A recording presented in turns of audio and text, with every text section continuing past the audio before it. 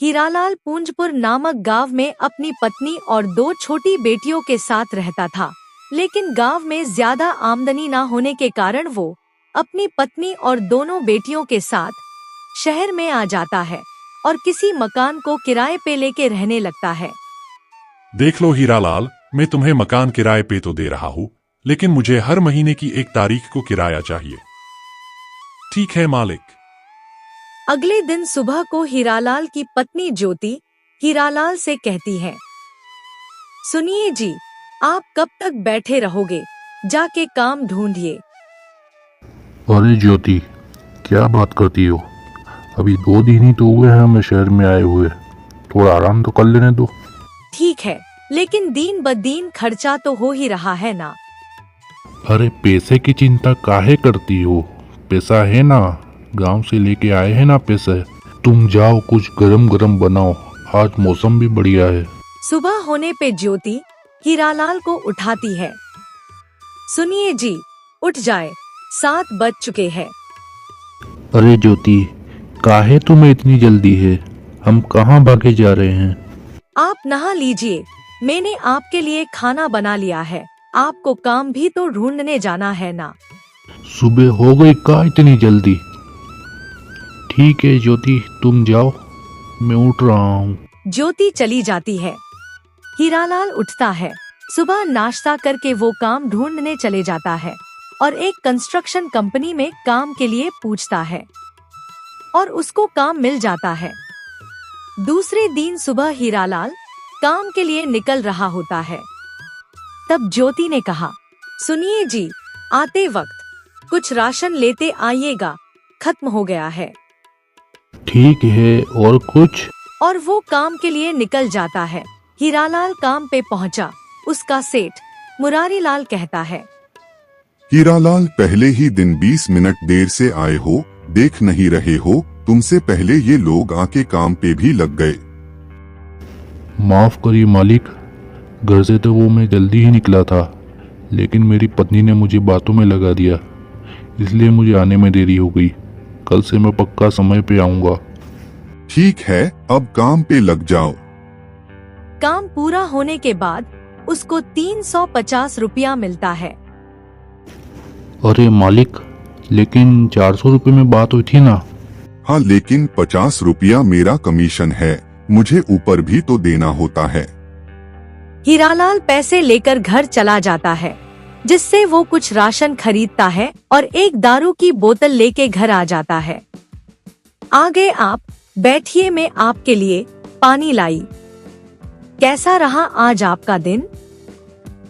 तुम्हारी वजह से मैं समय पे नहीं पहुंचा, मालिक ने मुझे सुना दिया। अरे, मेरी वजह से?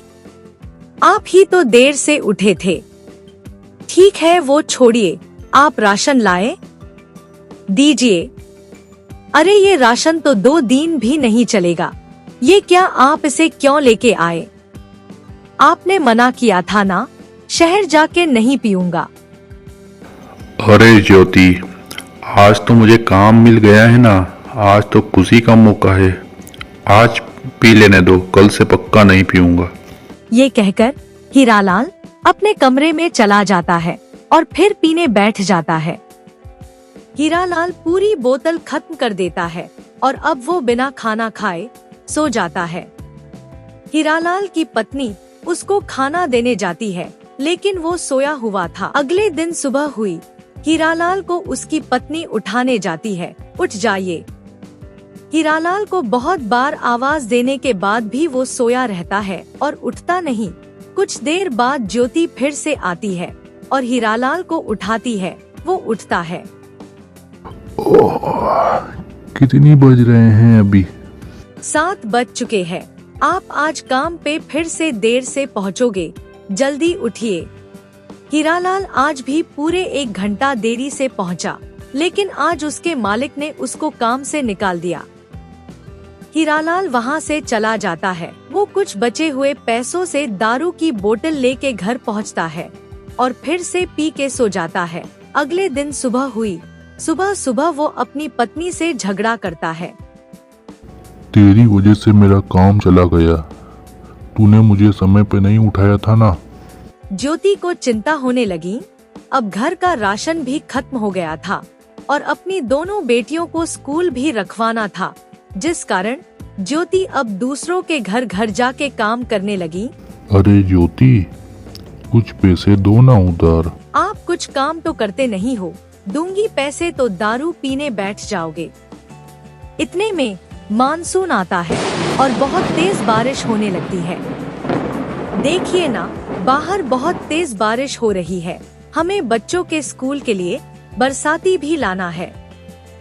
बारिश के मौसम में बारिश नहीं होगी तो क्या लू चलेगी? ज्योति पैसे देने से मना कर देती है। हीरालाल ज्योति को एक थप्पड़ मारता है। इसकी वजह से उसकी दोनों बेटियां भी डरी सहमी गई। तो फिर कहती क्यों है ये लाना है वो लाना है?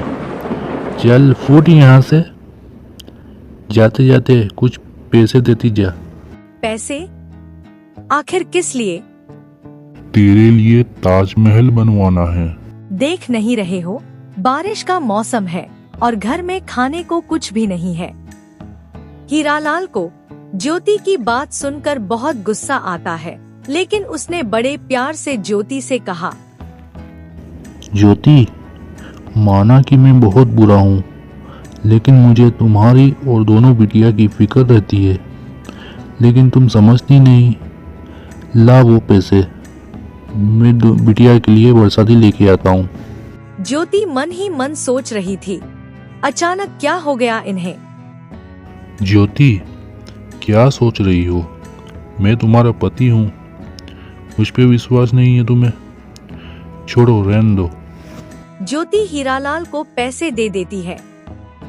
मैं इन पैसों से सिर्फ बरसाती खरीदूंगा और आज के बाद शराब को हाथ नहीं लगाऊंगा। सच? तुम्हारे सर की कसम ज्योति। हीरालाल ने वैसे तो ये वादा कई बार किया था, लेकिन निभाया नहीं। फिर भी ज्योति ने सोचा, चलो एक मौका इन्हें और दे देती हूँ। मैं काम पे जा रही हूँ, आप याद से रेनकोट और राशन लेते आइएगा। ज्योति काम पे निकल जाती है। चल हट, बड़ी आई रेनकोट वाली। भूखा तो रहा जा सकता है, लेकिन दारू के बिना नहीं। शाम को ज्योति घर आई। उसने जो बचा कूचा राशन बचा था वो बना लिया। हीरालाल रात को 11 बजे हाथ में बोतल पकड़े और लड़खड़ाता हुआ घर आता है। उसे देख ज्योति ने कहा, राशन कहाँ है? रेनकोट कहाँ है? चल साइड में हट, एक थप्पड़ में तेरा गणित बिगाड़ दूंगा। आई मुझसे सवाल पूछने वाली। हीरालाल रोज की तरह अपने कमरे में गया और सो गया। इस बार बारिश जो शुरू हुई रुकने का नाम ही नहीं ले रही थी। घर की छत से पानी टपकने लगा। ज्योति अपनी दोनों बेटियों के साथ पूरी रात परेशान थी। घर में एक दाना भी खाने को नहीं था। मुझसे बहुत बड़ी गलती हो गई। मैंने इन पे विश्वास कर लिया। मेरी दोनों बेटियां भूख से बिलख रही है और ये है कि बिस्तर पे पड़े हुए हैं। लगातार बारिश के कारण अब पानी लोगों के घरों में भी प्रवेश कर चुका था। सरकार की तरफ से चेतावनी भी जारी हो चुकी थी। ज्योति के घर पे भी पानी भर चुका था। उसे समझ में नहीं आ रहा था क्या करे क्या ना करे। उसने अपने पति को उठाने की खूब कोशिश की, लेकिन वो नशे में था और उठ नहीं रहा था। पूरी बस्ती से बचाओ बचाओ की आवाजें आने लगी। माँ, क्या हम इस पानी में डूब जाएंगे? क्या हम मर जाएंगे माँ? उस बीच हीरालाल का नशा टूटा। उसने ज्योति से पूछा, ज्योति, ये पानी कहाँ से आ गया अपने घर में इतना सारा? रात भर से बारिश हो रही है, रुकने का नाम ही नहीं ले रही। तू फिक्र मत कर ज्योति, मैं मर भी गया तो भी मैं तुम लोगों को कुछ होने नहीं दूंगा। मैं ये वादा करता हूँ। हीरालाल ने दोनों बेटियों को कंधे पे उठा लाया और अब सभी लोग बाहर आ गए। ज्योति को एक तैरता हुआ ट्यूब दिखता है। उसका सहारा लेके 2 दिन की भूखी प्यासी ज्योति किसी तरह बचाव दल तक पहुंची। उन्होंने ज्योति को बोट में बैठा लिया। साहब, मेरे पति, मेरी बिटिया, मेरे पड़ोस वाले, कहाँ है वो साहब? उनको बचा लीजिए। ज्योति के साथ साथ उसके पति और दोनों बेटियों की भी जान बच गई और उन सबको राहत शिविर कैंप में लाया गया और खाना दिया गया। खाना देखकर 2 दिन की भूखी दोनों बेटियों के आंखों से आंसू आ गए।